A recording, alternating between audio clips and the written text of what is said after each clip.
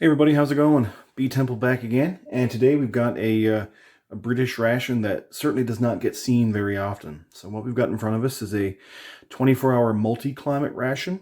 I believe, aside from an informational video put up by the Department of Defense, or the Ministry of Defense, I mean, um, back when these were first developed, I think there's only actually been one full review of a multi-climate ration, and that was not this menu, but it was a multi-climate ration, and that was made by Flanker Tanker. That was like 9 years ago, something like that. So it's been quite some time since one of these has been reviewed, and obviously in that span of time, the quality of some of the items, I'm sure, have probably degraded and things like that. But we'll give this a look and see what it's like. I suspect this ration is from around the 2010, 2011 sort of date range. For some history of this particular ration, the multi-climate ration was created, I guess at least introduced for trials around the year 2008.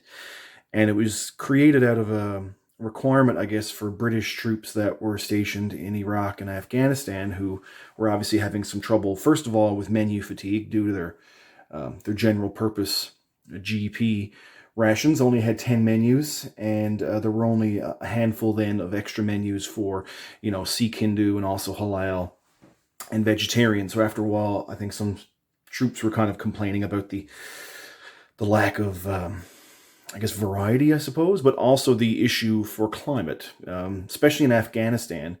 You could be someone, depending on where it is you're posted, you could be somewhere that has a particularly hot climate, or depending on the altitude or the region of Afghanistan, it could be particularly cold, or it could all depend, I guess, on what the season is. So it was deemed to be important to have a comprehensive multi-climate style ration that had components in it that would be sensible to eat no matter what the actual climate was.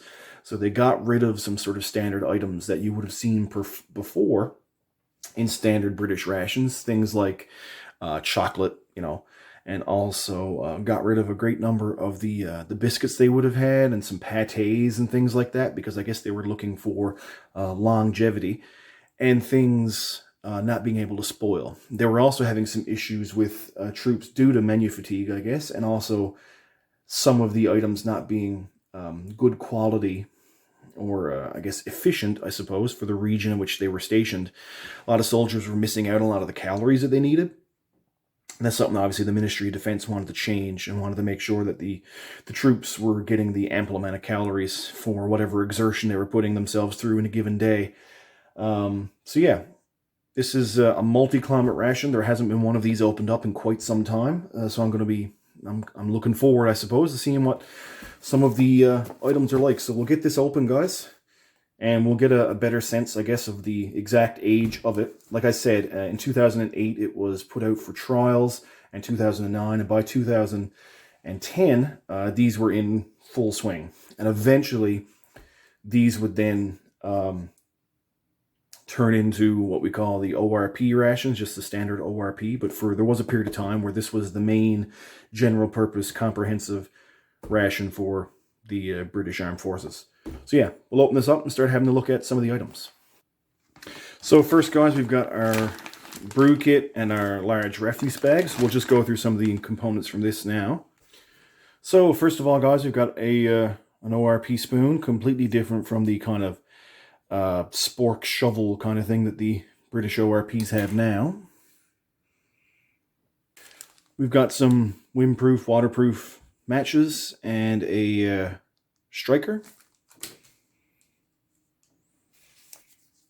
We've got 2 moist towelettes and a packet of water purification tablets. 3 packets of V6 dental gum, peppermint, sweet menthol, and spearmint. And the gum don't feel like they're in great shape. I don't know what the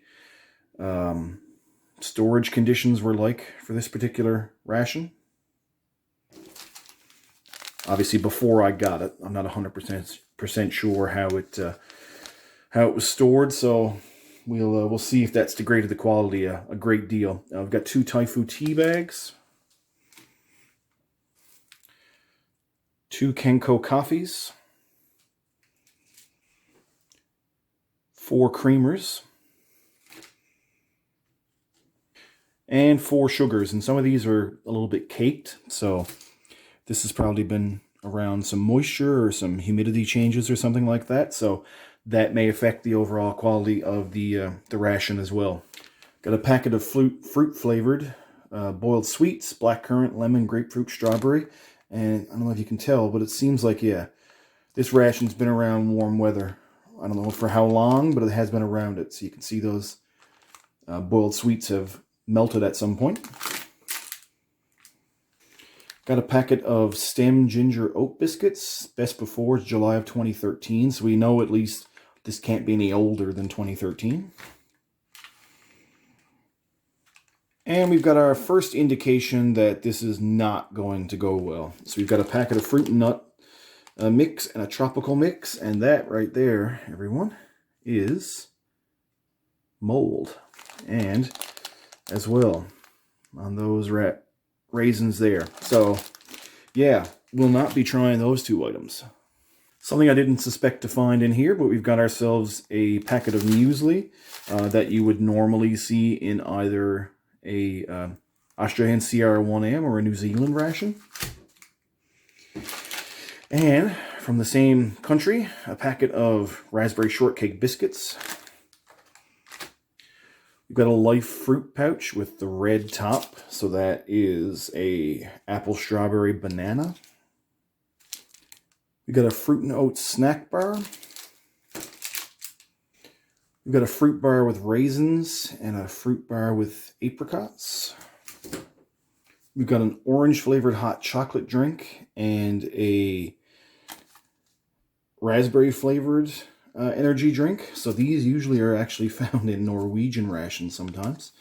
And then we've got a identifiable production date. So we've got the 30th day of the 3rd month. So that is March 2010. So this is around I would assume, a 2010 ration now. Maybe not packed until 2011, but I would assume for earlier in the year, March of 2010, this is probably a 2010 ration. So the first full year of production of these rations. We've got 2 more electrolyte style kind of drink mixes. We've got a Wahoo water berry flavored and a Go electrolyte lemon lime flavored drink. A couple random bits. We got ourselves our pack of Paloma tissues, which are still in British rations to this day. These are actually from Slovenia.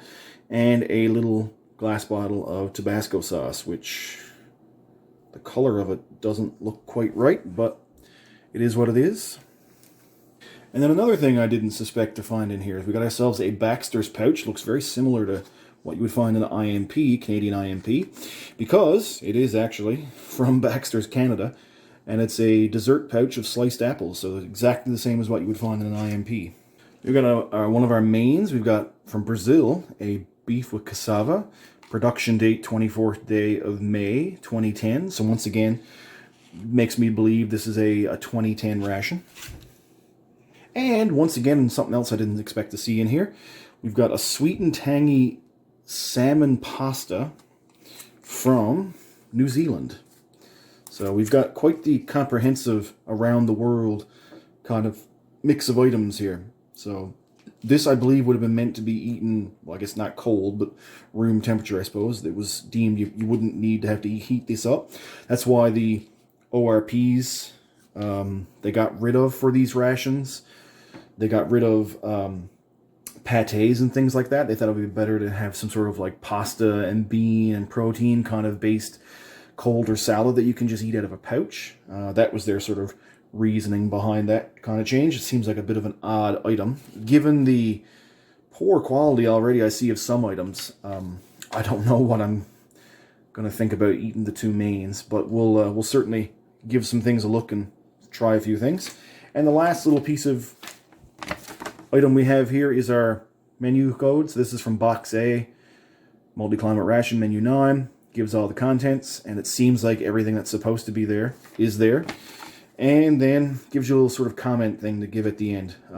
The one MOD, Ministry of Defense video that talks about these rations, that's one of the things they talk about in the video is really trying to make sure that all the troops can give their, I guess, input on these rations and talk about some of the items that worked out to be great and some items that they didn't, and then make changes, you know, every few quarters or every half a year or every year to make sure that they're actually putting in here what they need to put in here. So there we go, guys. That is the entire contents of a 24-hour multi-climate ration from, I'm going to say, 2010. That's when a lot of the production dates is sort of early mid-2010. So I'm thinking at some point this was packed and then sent out in 2010. So yeah, we've got quite a big mix, I guess, of international items, things I didn't expect to find. So Britain probably kind of just tried to outsource as much as they could to some of their allies around the world and took some of the items that they have and tried to bring together what this is supposed to be, which is a comprehensive ration. So yeah, I guess, guys, we'll start trying some of this up. I don't think I'm going to break this down into like set meals because based on the quality of some of this stuff, I don't suspect I'm going to get to eat a whole lot of it. So I'm not going to really break it down meal by meal. I'm just going to tray up some of this stuff and try out some of the stuff that looks like it should be good, and then probably leave some of the stuff off to the side that I'm not going to plan on eating, like say the moldy nuts and raisins and fruit from those 2 pouches there. Anyway, we'll get the tray out, guys, and we'll start giving some stuff a try. So, guys, this is everything I'm gonna at least have a look at and perhaps try. I'm not gonna even open up the pack of nuts and fruit and the tropical mix because visible mold isn't the greatest thing. So I don't even want to chance that. That's just too much of a possible health risk, I guess, for actual fibrous white mold like that. So yeah, we're going to give the rest of this stuff a try. So I'm going to need, what, 1, 2, 3, 4, 5 glasses for all the different drinks I'm going to be having. And yeah, so I'm going to start tearing some stuff open, getting some stuff mixed up, and then when we come back, we'll start giving some things a try. All right, everyone, so here's some of the stuff laid out. We've got obviously our gum, our tea, our orange hot chocolate. We've got our raspberry Norwegian drink. We've got the lemon lime sports drink, and then we've got the H2O berry water. The odd thing about this one, the berry water was actually supposed to be mixed in 1,500 mils of water, and I don't have a glass here that's able to hold 1.5 liters, so it's probably going to seem incredibly concentrated. And everything else matches up pretty well. We've got our applesauce. I'll show you guys after, but I opened it up and had a look at first, and that is oxidized horribly and smells horrible. This is the raisin bar, this is the apricot bar, and then this is the fruit and oat snack bar. These here, obviously, even though it says raisin and says apricot, they're like 67% date, which is usually what these sort of compressed fruit bars are like. Here's our sliced apples. They've oxidized slightly. Doesn't smell too bad. We'll probably give those a try. The muesli may look good, and this one's for Smitty, but that's bleachy as hell. That is, the skim milk powder in that has gone off, and I'm not going to ingest any of that because it's just going to taste like rancid, spoiled, dry milk. So yeah, that's just not going to happen. We got our stem oat biscuits, and then we've got our raspberry, I guess, shortcakes or jelly biscuits. It's odd the way that the package was packed. It made it seem like I'm supposed to get 4. So I don't know if just I happened to get a random odd pack that only had 3 in it, but my package only had 3. And that's about it. The boiled sweets, I attempted to open up several of them, and it's just not going to work. The plastic wouldn't come off of it, and I just don't, I don't care that much to try them out, to then also have like chunks of plastic in my mouth as I'm trying to eat a candy. So yeah, they're just going to get tossed. This ration at some point in its life obviously was not stored well, or was in I guess a hot climate for a while. I'll at least show you guys the 2 mains. Both of them are rank, but this is the beef with cassava, and it is just metallic as anything. It's, yeah, it just did not last. So I'm not going to be eating that.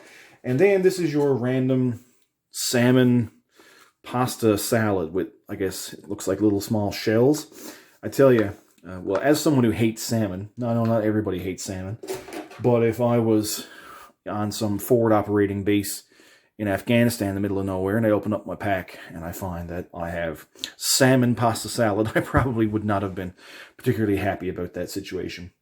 So yeah, we'll at least try out some of this stuff. Just trying to gauge what's probably going to be actually good. We'll try out this snack bar first, guys. So this is the oat and fruit snack bar from Vesti. It actually smells pretty good, so let's see if it's at least somewhat edible. It's pretty stale, but it's actually not that bad. I'm not getting like a crazy, horribly stale sort of taste coming off it. You can tell it is stale. There's like a slight sort of aftertaste to it. But it's nothing that's, I guess, detrimental to it. You probably could still eat that entirely if you really, really wanted to. Obviously, I don't need to, but that is an option. Let's try this apricot fruit bar next. Smells okay. It smells a little bit fermented, maybe, but we'll give it a try. Yeah, it's gone a little alcoholic, is the best way to put it. It's actually not that bad. So seems like at least a couple things here have survived the test of time. We'll try out the raisin-based one now.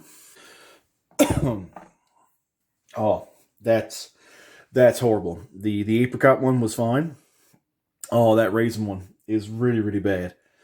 That's yeah, that's horribly stale. And it's funny, in color, it might not seem like it here on the screen, but it's a lot lighter than the apricot one, which would lead you to believe, oh, it's actually possibly going to be better. But oh, that tastes like just a packet of those little red cardboard boxes of raisins you can get. Like if you find one of them in the back of your cupboard and you try them, and they're just horrible. Oh, yeah, that's not good. It's time to try a couple of the drinks just to cleanse the palate a little bit. So we'll try out this raspberry drink. And yeah, I love those raspberry drinks. The ones from the Norwegian rations, like this one is. Or if you can get the raspberry drinks from British ORPs, yeah, those are always great. Let's try out the lemon lime one next. See, this is a little bit concentrated, but we'll see how good it is. It's got like a weird froth on it, and it's horribly medicinal. I guess that's from all seeing this is the one true real electrolyte one here. It's just all the additives.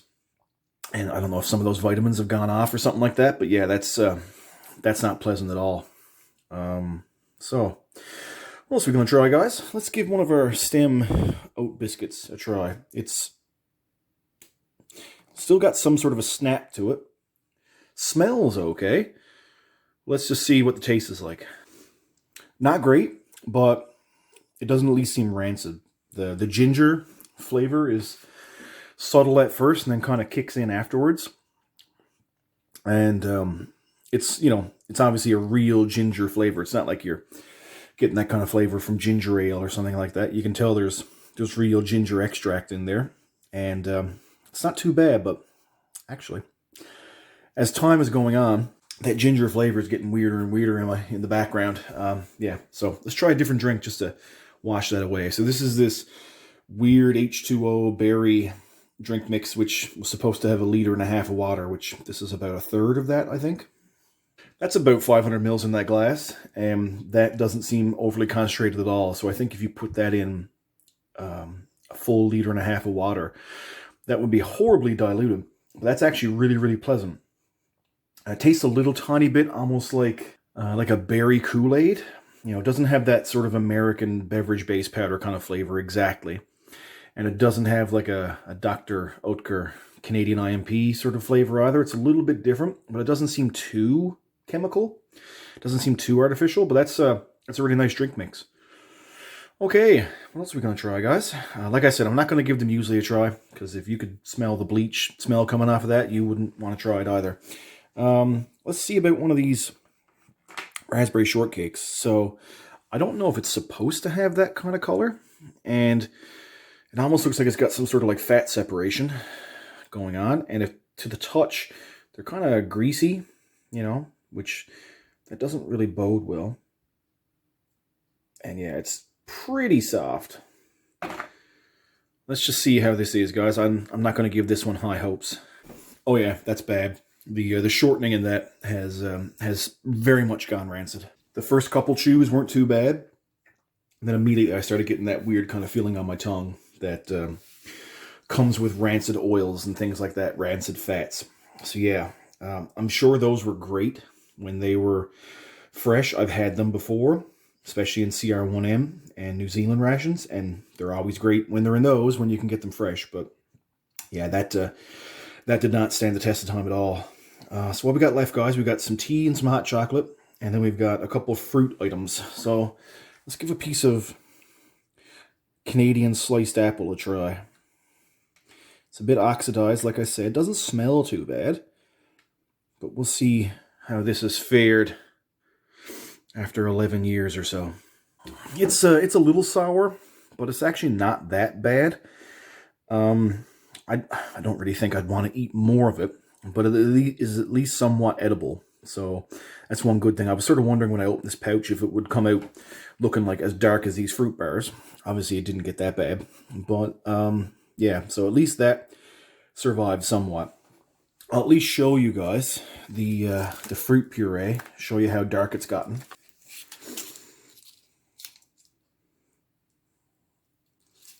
Yeah, might not seem that bad, but you know, you can tell that's oxidized. Yeah, I mean, it doesn't look that bad, guys, but something like this, especially where you can't see through it, where I know there's been mold on other items and some other items have degraded a fair bit, and I don't really want a chance actually trying to eat anything like this that's in a pouch like this, because I don't know if there's mold growing on the inside of it. You'd have no way of telling. So yeah, I'm not going to actually try any of that. So what have we got left? We've got our tea and our hot chocolate. Let's try our hot chocolate now. Knowing that the skim milk powder's gone bad in the muesli, there's a possibility it's gone bad in the hot chocolate as well, but I guess we'll see. Oh yeah, that's bleachy.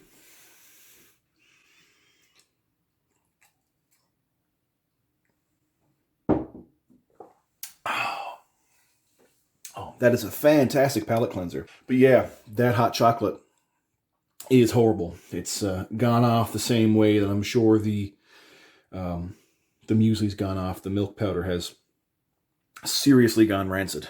We only got, what, one thing left, guys? Our good old Taifu tea. And I don't think I didn't really put enough water in there, so it's very concentrated, but this should be okay. We'll give it a try. Oh, even the tea doesn't taste that good.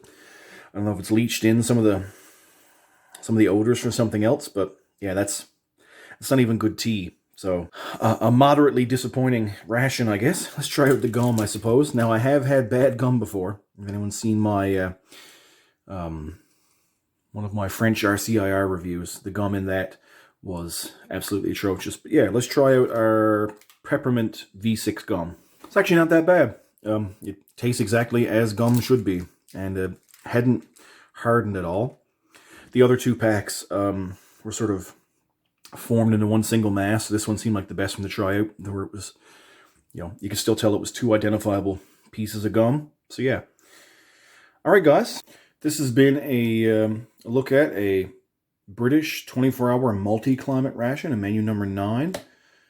Pretty much it's the only review of this particular menu, and it's one of only a handful of looks at this particular ration anywhere on YouTube. So it was interesting, and it was exciting to get a chance to open this up and have a look at the components and at least try a few of the things out. You know, as per usual, most of the time drinks are gonna stand the test of time fairly well, and a few other items were kind of surprising. I guess it all depends on the composition of them and whatnot, but for the most part, you know, we've got about an 80-85% fail rate, I guess, on this.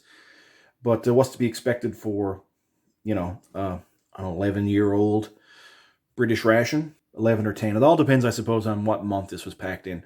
And we don't know that information. It's not explicitly stated on the box, and it's not explicitly stated on the information sheet either. So all it gives is best before date. So all you can really sort of make a guesstimate on is the production dates of some of the items, and then sort of assume it was obviously all put together sometime after that. So guys, that's it. That's it for our multi-climate ration review. Wasn't too bad, I suppose. I'd like to thank you all for stopping by. Hopefully I'll get back to something again sometime soon, and hopefully try out something that's completely edible. It's usually enjoyable. It's fun doing the vintage reviews, or even ones that are slightly old. But after a while, you do kind of get tired of having several rations in a row that everything's gone bad, or most of it's gone bad. Every now and then you like to have a review of something that you know is incredibly fresh, and you know is probably going to have, almost all of its components be perfectly edible and actually be tasty. So yeah, that's it, guys. Nothing really else to say. I'd like to thank you for stopping by, and have a good one.